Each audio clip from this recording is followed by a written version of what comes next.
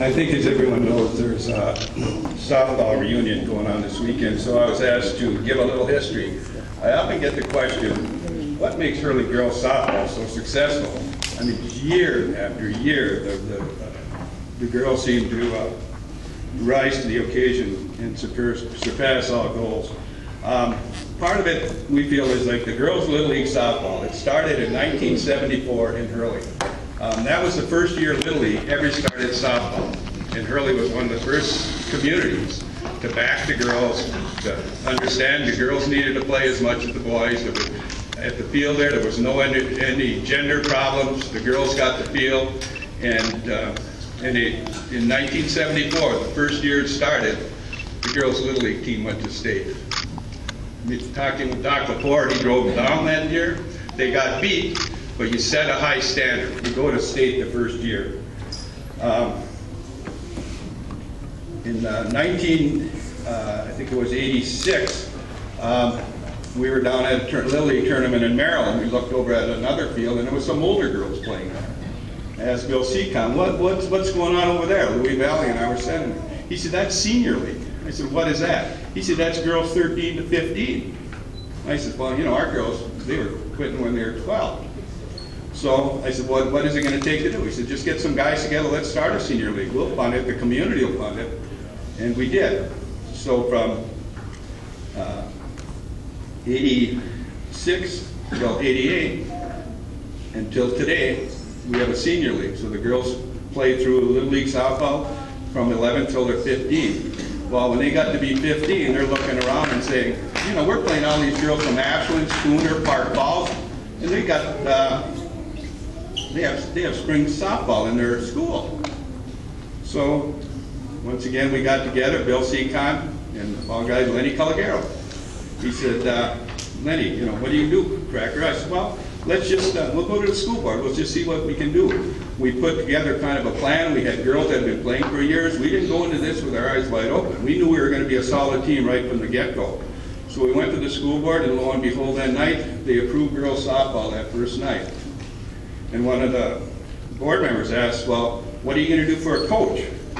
I said, well, you know, you got to push it through the system, but if nobody wants it, I'll do it. And Lenny and Bill Seacon said they'd assist me, so we went with that. It must have been a couple of weeks later, I'm working lunch at the Nugget, and this little white-haired guy comes into the bar at noon lunchtime. I said, yes, sir, can I help you? I mean, I didn't know whether to card him or what. I hear you're starting a softball program here in town. I says, yeah. He says, and I hear, you know, you're kind of in charge. And I said, well, at this point, I am. He said, well, I'm practice teaching up at Southside right now, and I'd like to get involved. So I thought to myself, well, you know, I got two assistants. I got Bill and I got Lenny, and we already had a bat boy, as Dexy. So I figured, what am I going to do with this guy? I said, well, what kind of qualifications do you have? He says, well, I'm practice teaching at Southside right now, but he said I played hardball at Superior. And during the summer, he said, I've been working with the ESCO Ice girls softball program out of Duluth. And for those that remember, ESCO Ice at that point was like a premier softball program in the state. So we talked a little while longer, and I said, well, if you're willing to be the coach of this team, you know, we'll back you 100%. And so that's how it started. In that first season, to be allowed to play in the state playoffs, you had to play 5 games. We weren't in any conference at that time at all. So we scheduled 5 games. The first game played for Hurley softball was Mellon 12, Hurley 9. The second game we lost. And the third game, we lost to Washburn. Fourth game, we came back and beat Mellon 19-9, and then we beat Drummond 19-2. So the record going into that tournament was 2-3. We had 5 games under our belt.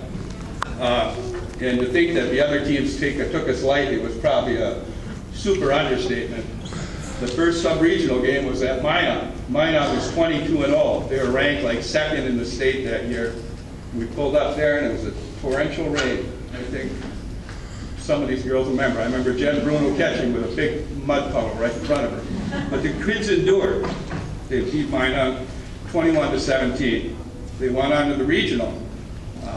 Played Lake Holcomb. Our fans were riding around. This was an area we had never been to before. Greg Mazulia, who's now a math teacher here, was a coach at Lake Holcomb. And we won that game 10-3. And after the game, Jimmy's dad and I and Cliff and a bunch of us stopped at one of the local establishments. And Greg came down to visit us, and he says, well, you guys are going to have to play Flambeau. He says, nobody beats Flambeau. And especially nobody beats Flambeau at Glen Flora, which was a smaller community outside of Flambeau of all places. But we went down and we played Flambeau, which was probably one of the most exciting softball games I've ever seen.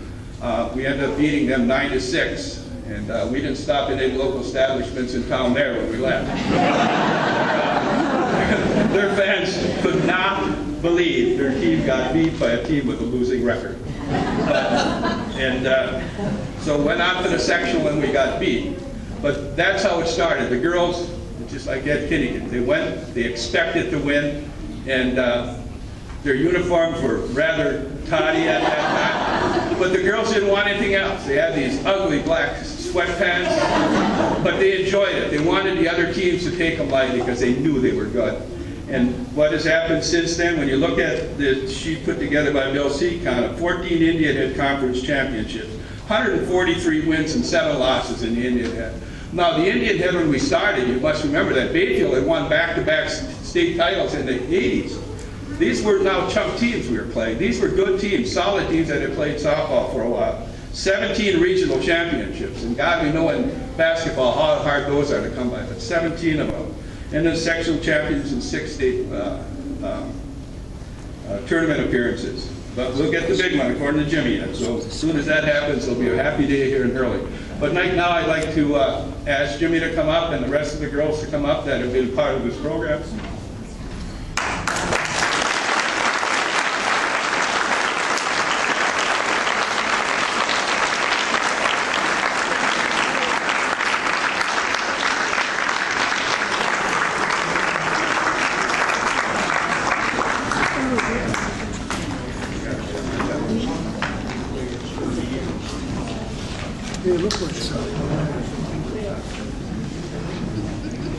Okay, girls, you just got to bear with me for a little bit here, okay?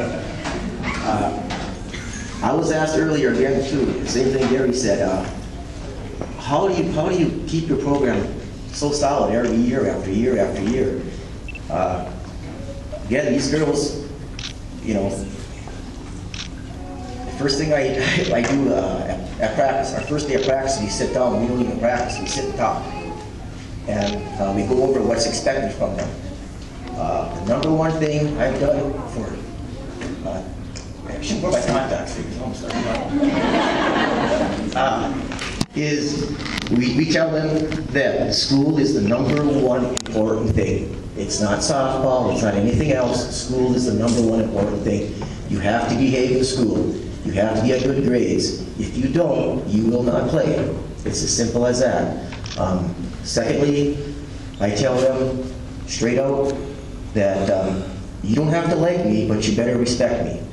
And for the most part, they do like me, but I know there's times where they hate me. And the bottom line is, I know they always respect me. And thirdly, and the thing that, you know, it's really hard sometimes with these kids and stuff, but, you know, you have to be able to accept criticism. You better be able to handle it. If you're going to play in a varsity sport, you have to be able to handle it, because at some point I'm going to get on you. And you've got to be able to handle it. And for the most part, these girls handle it very well. So, you know, I'm proud of what we do here. Again, I've got a bunch of people I got to thank, and it starts down with the Little League, where I don't even know who these people are, or some of these coaches, but it starts down there with the Little League. And it starts the Booster Club, Bill Seacon, everybody in the Booster Club, the administration who gives me, I don't know if I should say, but boy, I do the traveling. I get no problem with that money account and the traveling. We're traveling 4 hours to go play teams, not because we're scheduling them. They're calling to play us because they want to play good teams. And we're going down and playing big schools in Escanaba, Marquette, Magani, you know, all these big schools. You went down this